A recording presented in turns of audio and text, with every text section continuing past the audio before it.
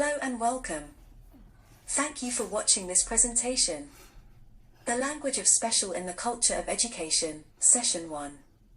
I am Dr. Laura Chapman if you're searching for references, but my friends, colleagues and enemies call me Mole, which I prefer.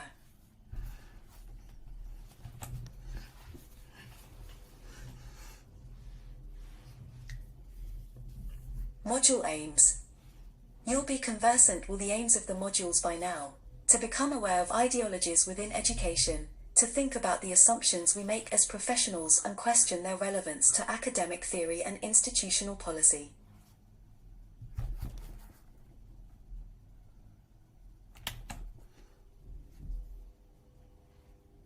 In this presentation, my job today, as I have defined it, is to talk about how our language influences beliefs and influences thinking, practice, culture and policy. I will critique the way we talk about Zen within our schools and within education, pointing out how this impacts negatively on the learning of those labeled. I ask the question, how do we begin a conversation about disability within a wider culture that speaks to individualized problems and medical solutions to matters of well-being? I suggest that because we rarely speak of the discrimination and inequality labeled individuals face, it is underestimated by many, and a huge cost to labeled learners and their families, schools, education and society more widely. In voicing our fears about disability, we seek to understand the problem as a lack of nuance on the subject. Learning about discrimination, as a protected characteristic, helps at this nuance in our wording of who is affected by what. When diagnosis is required for support, labeling is equated to illness, and viewed as a personal problem, rather than understood as the systemic or societal disadvantage weighing on those labeled. Institutional discrimination and societal injustice, thus, in the way we talk about labeled learners as a group, a population, within society, is critical to how we speak about organizational responsibility, and can help us speak of education without forgetting the voices of labeled learners it has a duty to serve equitably.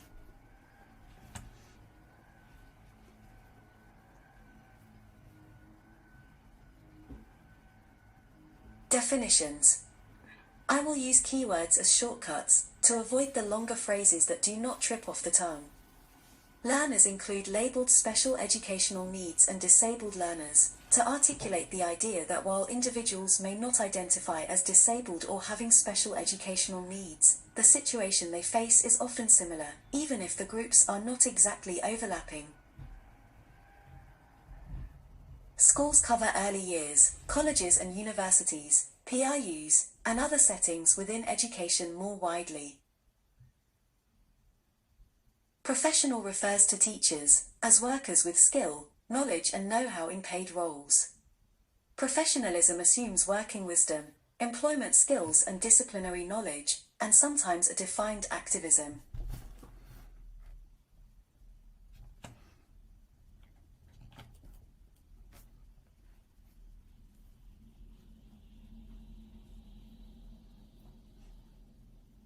Invitation.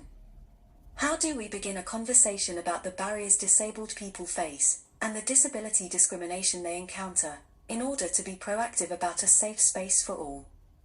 It makes sense to address this matter in a proactive way before we invite more people to join in. A welcoming environment is one that fosters belonging, so asking those already present questions that anyone can answer. What do you need to participate? Ableism, the discrimination imposed on labeled learners, is so deeply woven into society's storytelling. It is everywhere, but yet also unremarkable, and thus can be ignored easily.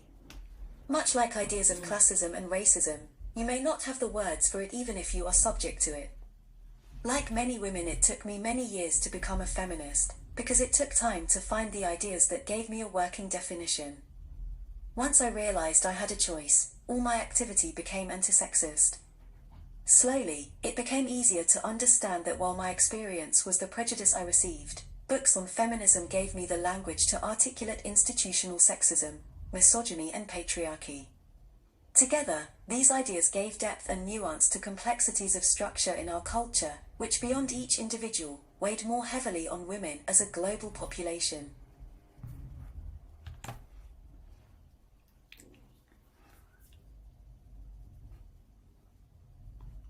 What does disability mean to you?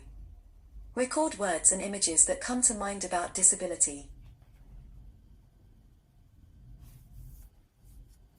How do you think we react to these words? What emotions do you think they stir?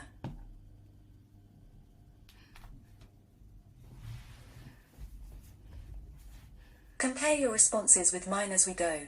Does the space around you feel safe? Or did you encounter sexism, racism, classism, homophobia?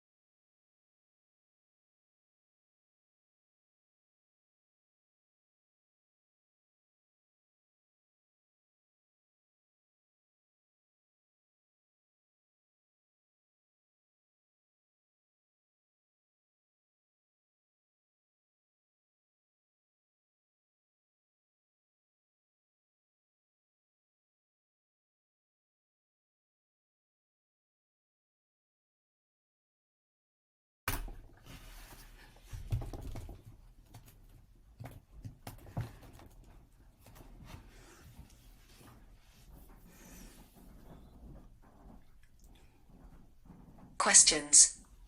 What are the stereotypes of labeled learners? How do these impact on teaching? How do you think these impact labeled learners' learning?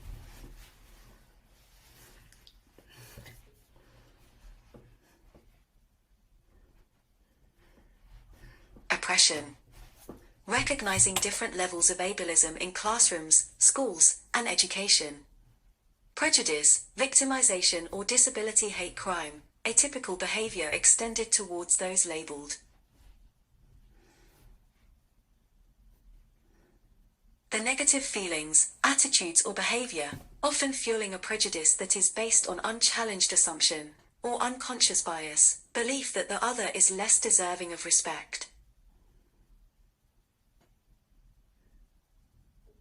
Systemic or institutional discrimination, the unfair disadvantage created by ways of working and or internal barriers that lead to ongoing hindrance or restricted opportunity for those labeled.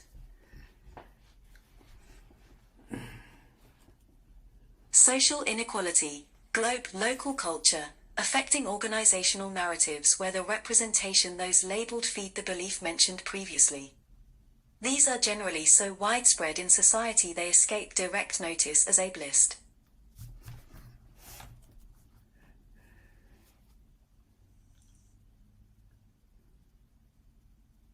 Inclusion. Chosen by disabled people, activists within groups including disability studies, the word inclusion was specifically chosen to articulate belonging, unlike integration and mainstreaming which imply the need of those labeled to fit in. To be included in the fullest sense, education, not school practice, needs to change to enable the fullest participation of every possible learner. This articulation also disrupts a belief in a them and us continuum, by proposing an opposition to the implied acceptance of conditionality in existing vocabularies. Disabled activists saw these options as different forms of institutionalization, entrenched by the language of disciplines describing learners as special. Viewed as an alternative, inclusion is a possible North Star, a vision, not a reality. Therefore, while inclusive practice exists, inclusion is not a currently available option, because current alternatives only offer the unsatisfactory limitations imposed by existing classroom and school variation. Which means learners and their families cannot opt for a local school free of prejudice, discrimination and inequality. Because no school space is free of ableism, sexism, racism, classism, homophobia, religious intolerance, and expectation in terms of family choices.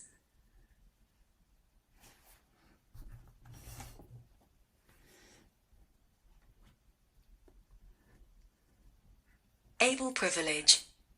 Not the luxury of one identity, but the advantage of not having to stand against the expected norm.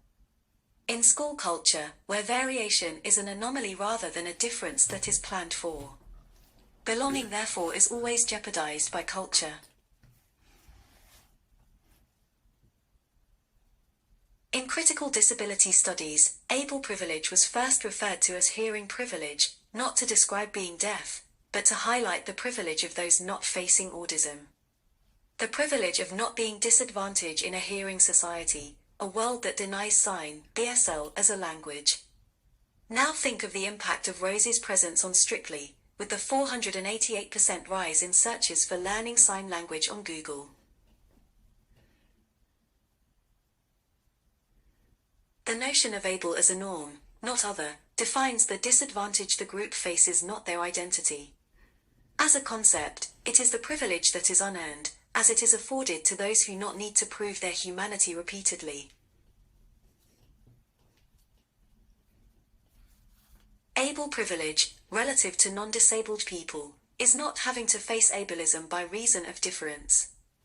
A learner, therefore, need not identify for others to articulate the characteristic discrimination, ableism, many are subject to.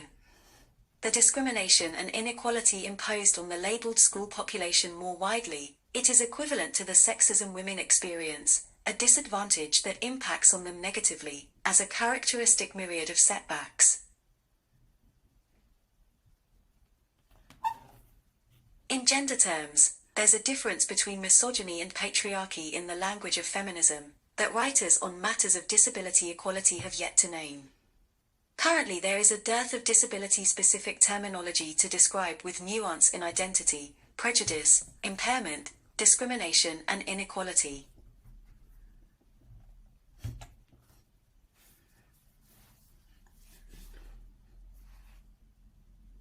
Misrepresentation. People trust their personal experience rather than attempting to address their assumptions with research evidence or working wisdom. Their own voice is louder than the alternatives offered by disabled people, but the ideas imposed by society more widely. Ableism is written into organizational accounts, in documents such as research, reviews, and textbooks, as many writers fail to name the negative impact of schooling on the labeled population. Our textual world fails to articulate an opposition to the institutional discrimination within education or inequality in society more widely. The very phrase special educational needs creates a space in which we can cast out those we find ourselves unwilling to teach. Ironically, the phrase was introduced to get away from diagnosis, by putting emphasis on the support being special, not the learner. Like so many disciplines, education has sidelined disability as a separate body of knowledge.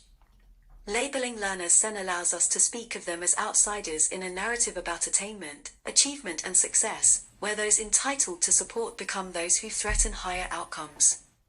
Think of leveling up currently.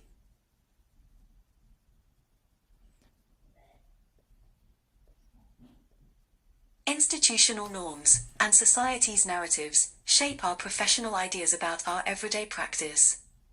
We might be aware of unfair rules or expectations, having encountered them ourselves as barriers. Other beliefs may be so deeply buried in our ways of working that we rarely question them at all. So, how do we build confidence in articulating the stereotypes that lead to bias and spot the barriers that hinder progress? It is not up to disabled employees or disabled clients to be more fluent about their experience. Forests of documents on this topic already exist. The onus is on us as business leaders to articulate the barriers facing the disabled population in terms of discrimination and inequality.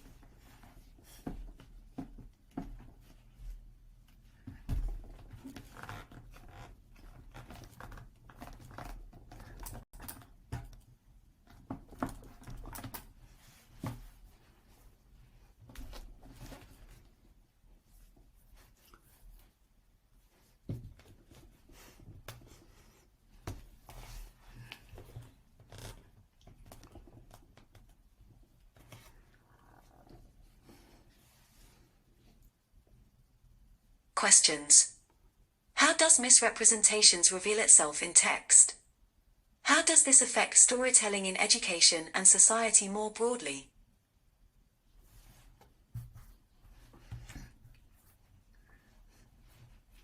Learning to unlearn.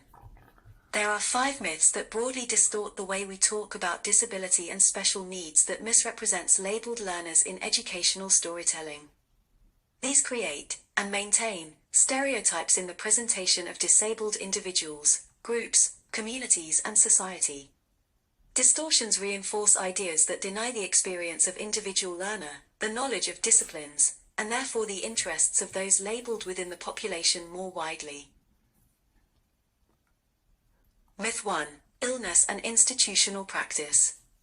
Where in conversation and in documents words for diagnosis, illness and disability are used interchangeably, need is seen as an individual problem in need of cure. As a problem it is perceived as a personal issue, and largely for someone else's expertise or budget. Where practice is seen as unchangeable, or professionals will not change their expectations, labeled learners are more likely to be sent elsewhere. Myth 2. Scale. The real number of learners who could identify as requiring support is large, 1 or 2 in 10. Some may have a visible difference, while many do not. It's good practice, Therefore, to articulate this population as a global majority, rather than a minority group, thus putting the need to change on the institution, not the learners. Myth 3. Fitting in. Labeled learners are often viewed as completely separate group, needing segregated schools or isolated units. Yet labeled learners are among the women and girls, LGBTQ+, Black and people of color, that we refer to as minorities. This separation tends to draw a continuum between those considered mainstream and others. Furthermore, using subgroups, such as mild or severe difficulties, rather than part of a bigger population facing multiple barriers. This allows the idea of privilege is viewed as a luxury, not an absence of disadvantage. Myth 5. Organizational silence. Because of the ideas around diagnosis, as a group labeled learners are often seen as the responsibility of other departments, organizations or institutions. Rather than the cost to society of not educating, or poorly teaching, labeled learners. It would be better to see special educational in every classroom, and any cost as a good investment that secures benefits in whole localities and the well-being of communities more widely. Myth 6. Personal private boundaries. In many conversations about facing added barriers, more specifically about disclosure, impairment and identity are often conflated. This means that discrimination and inequality are often ignored, with the focus of what's wrong imposed on the labeled individual. For example, when saying they have a disability rather than they are disabled. Left unchallenged, these myths, often evident in stereotypes, lead to prejudice, a reaction to the myth, not the person. Reactive practice, such as the justifications for not working with disabled people, keeps assumptions going. The good news is that once these ideas are more clearly articulated, they are more easily recognized in conversation, and more easily avoided in text.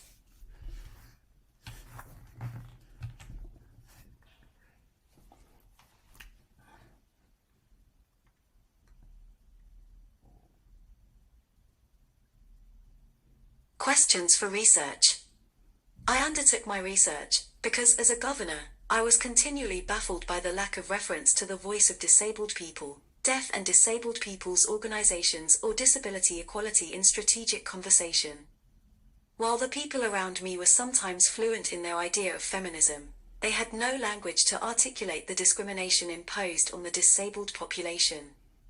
As I once described it, you could put 10 feminists in a room and get 10 definitions, but few could put a single word to the widespread and toxic nature of the inequality imposed on the disabled population.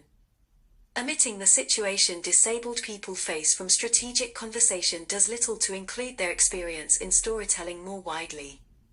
Rather, it makes us believe their ideas are irrelevant to many conversations, some of which affect them directly. When it comes to matters relating to disability, many don't know what they do not know.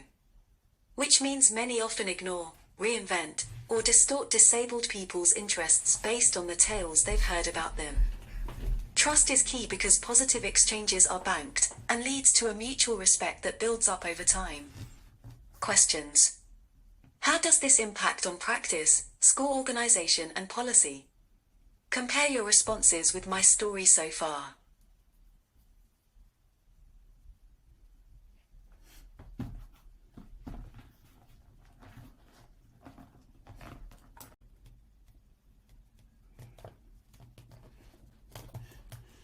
Don't call me special. A large number of disabled people, especially the activists among the disabled population, do not like the word special. We believe our needs are not special, they are the human needs we all have according to the United Nations. Sadly, our rights to education are often denied because of the lack of support we need to be able to take for granted. What is special? If anything, it could be seen as the way we get our needs met. The big parking spaces, ramps, automatic doors, accessible toilets, straws, lifts, level classrooms, differentiated materials, etc. These level the field in an otherwise discriminatory and inequitable world.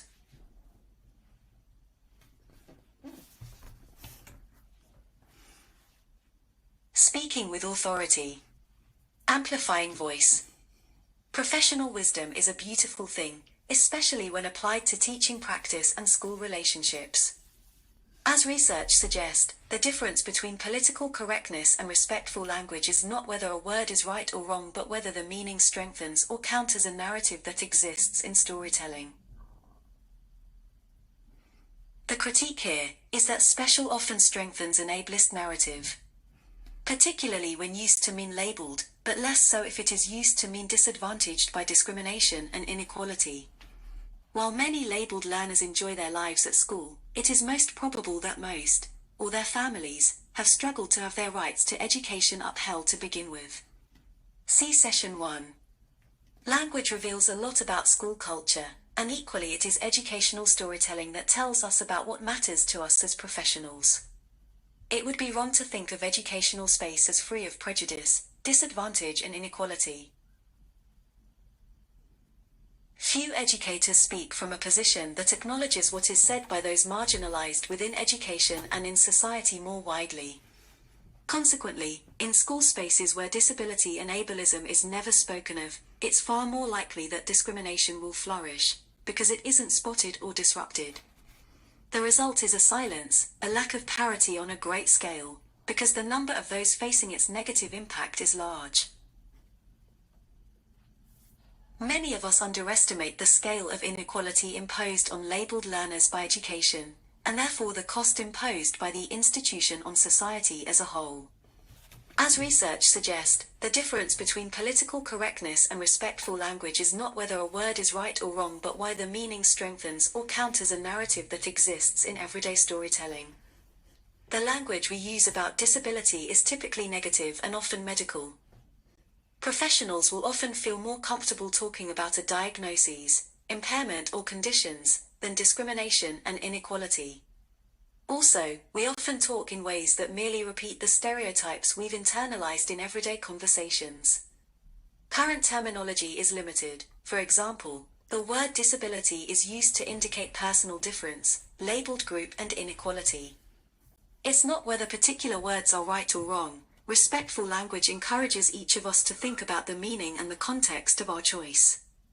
Error is rarely as problematic as silence. Most people are fairly flexible, as long as we feel others are mindful about the words used. There are often unclear boundaries between private matters, group interest and public debate. In organization documents, terminology is far more critical, because it is with the language that an organization's culture is defined. Disabled people's voices, as divergent storytellers, are required to address the stories told that are presently distorted by conjecture, myths and assumptions. The authors of disabled people's interests are the voices that need acknowledging as contributors to knowledge.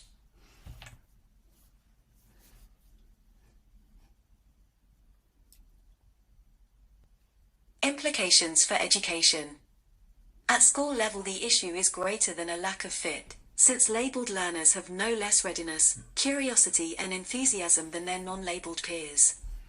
While all types of impairment, condition and difference have been successfully accommodated somewhere, it still seems barriers are substantial for far too many. Overall, better practice is patchy. Those labeled still face far greater barriers than most professionals imagine. For school leaders, the challenge is therefore to view a change in culture as a benefit to both to those affected by discrimination and the wider inequality imposed on the wider school community. Positive action, therefore, needs to address both discrimination and inequality strategically. It is not up to disabled teachers, or those labeled SEN, to be more fluent about their experience. Forests of documents on this topic already exist. The onus is on us, as teachers, scholars, and leadership teams, to articulate more clearly the injustice imposed whole school populations. At the heart of ethical responsibility is in an imperative to take equality seriously as a route to safer environments, learning spaces. Furthermore, the distinctive nature of the disadvantage labeled learners face is an indirect cost to society. Therefore, more equitable participation is both an investment in their well-being and a far cheaper option for communities over time. This responsibility requires understanding of evidence at senior management, leadership teams and trustee levels. In order to avoid the time-consuming and costly tweaks at operational level that rarely alter culture or educational purpose.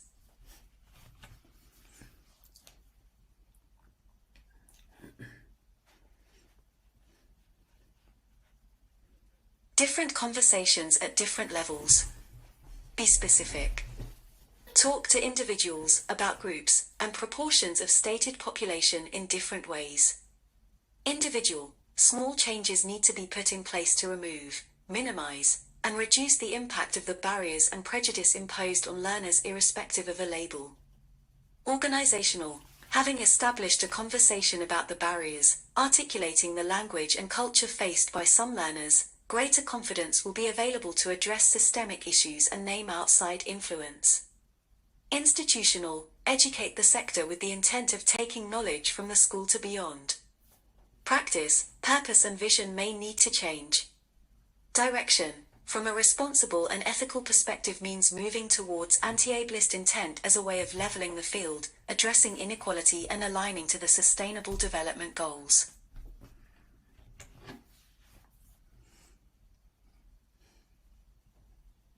Adopting an allied position.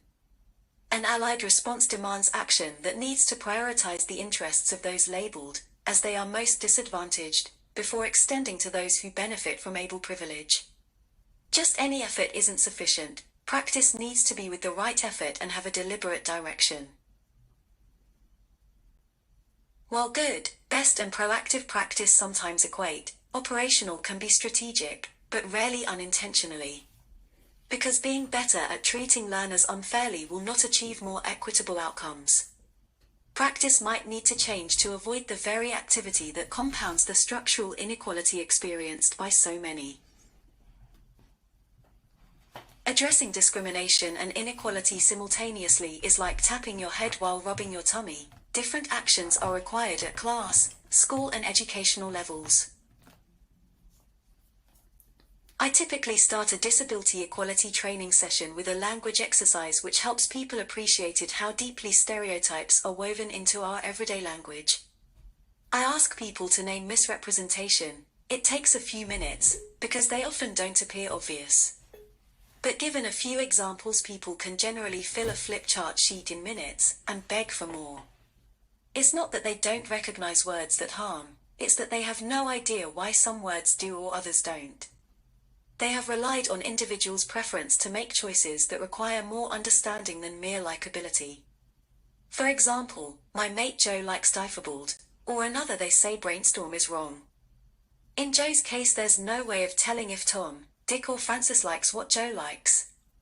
As for finding the they, if indeed they exist, it's usually hearsay or urban legend, not an explicit directive based on individual or group. Unfortunately, we tend to link stereotype to personal deficit, organizational reaction, and society rejection or blame.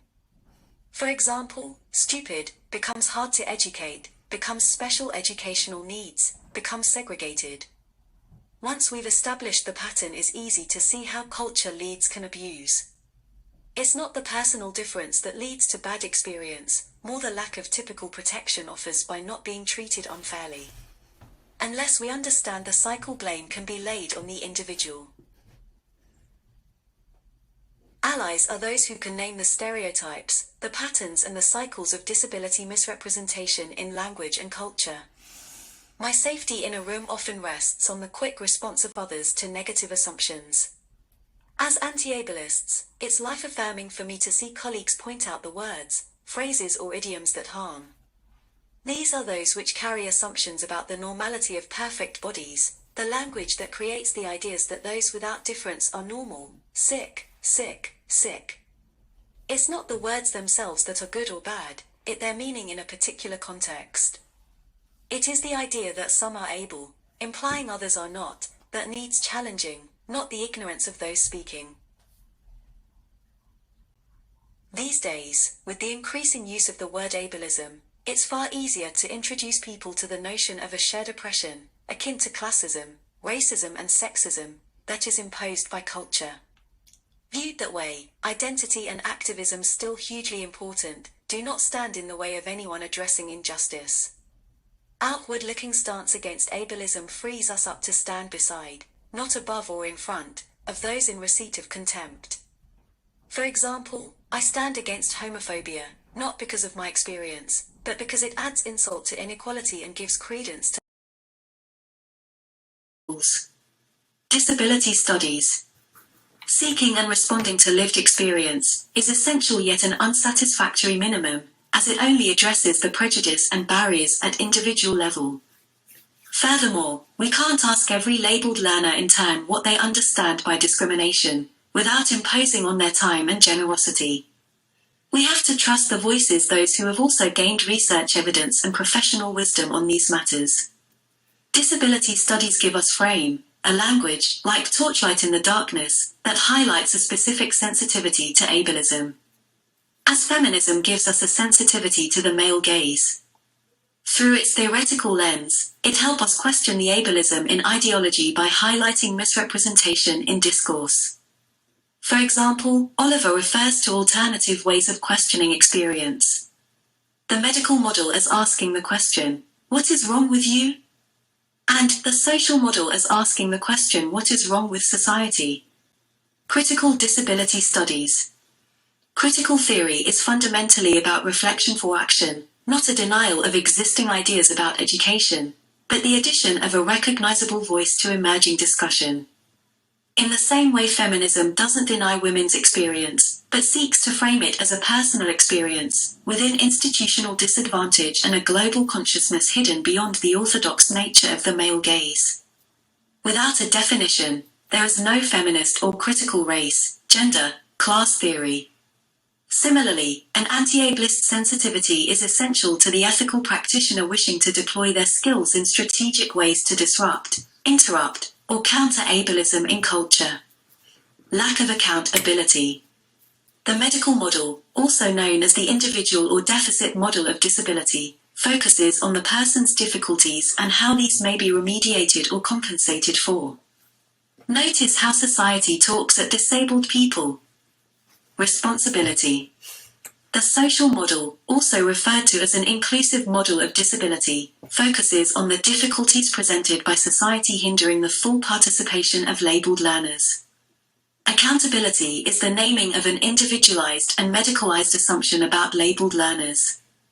As a tool, or a theory, the medical model articulates the assumptions that labeled learners need to overcome deficit or be sent to remedial intervention to become school-ready. This is impossible for most, as would impose expensive treatment to make a normal learner, because normal does not exist. This is a nuanced articulation of the school environment, with personal access, needs, and difference being acknowledged within and not simply the all that often sees personal experience ignored to the point of denying effort or pain. Society listens to disabled people. Social model and lived experience. The social model proposes storytelling in which the disabled population are viewed as being disabled by institutional and societal culture. Naming this ableism frames the problem as one of language, practice and procedures that disadvantage the learner.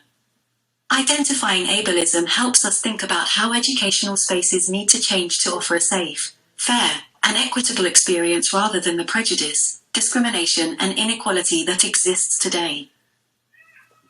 The legitimacy gap. The medical model, in disability studies, is a shorthand for lack of accountability in the response to disabled people as a population. Think back to ethical crises in session 1. The legitimacy gap refers to the amount education storytelling differs from the interests of the disabled population by being replaced by misrepresentation. Schools who acknowledge the significance of voice and theory will more ably respond in personal, internal and external exchanges by articulating clearly barriers, discrimination and injustice. For many, critical disability studies helps achieve legitimacy in practice by closing a gap in mainstream beliefs, ideology, by adding disabled people's interests to ethical considerations in leadership conversation. Practice and knowledge. Making the research educational storytelling accountable to disabled people as a group is not the responsibility of a single researcher, one policy or a separate department. The idea that disability has a standalone file conflicts with the idea that everyone should be able to respond willingly and effectively to address discrimination. The task is to call out environments that impose disadvantage. The responsibility is shared. Accountability has two essential aspects, namely doing the right thing, performance, and giving an account of it, reporting. Professionals who can articulate the medical model's significance will respond with more legitimacy in conversation by framing systemic issues as barriers, inequality, and injustice. Accountability and responsibility. Where accountability is sought as the ability to respond to those labeled as citizens included in civil rights movement, thus accounting for all those who have a right to the story that is told, as authors not bystanders. Responsibility can then be understood as an ongoing conversation to secure well-being outcomes, uphold human rights, and empower the members of organizations and the constituency they serve. Storytelling. Ableism. Ableism, a specific type of oppression, akin to homophobia, racism, classism, ageism, and sexism, held in the culture and language that inform society's debates. Anti-ableist, a defined position against ableism, the characteristic oppression that disabled people face, as in feminist or anti-racist. Theorizing, for example, with an anti-ableist legitimacy involves explicit reference to disabled people as tellers in a storytelling that holds their interests at their heart. Disabled storytellers and alternative storytelling. This talk provides ideas that will help you to think with increasing confidence about the individual, labeled learner, their skills, experience, and knowledge. Discrimination, the barriers, negative attitudes, and working practices faced by those labeled but not by their peers within organizations, sectors, or professions, for example, fear, lack of awareness, avoidance, microaggression, stares, complex or incomplete policies. Ableism, the misrepresentation or silencing in the documents, communications, and wider storytelling of organizations. Impairment, condition, difference, or functioning. Private information, the disclosure of which is an individual's choice. The same is true for their identity as a disabled person. Inclusive practice, an ongoing process of adjusting equitably to diversity. It is all very good news for addressing the prejudice, discrimination, and inequality.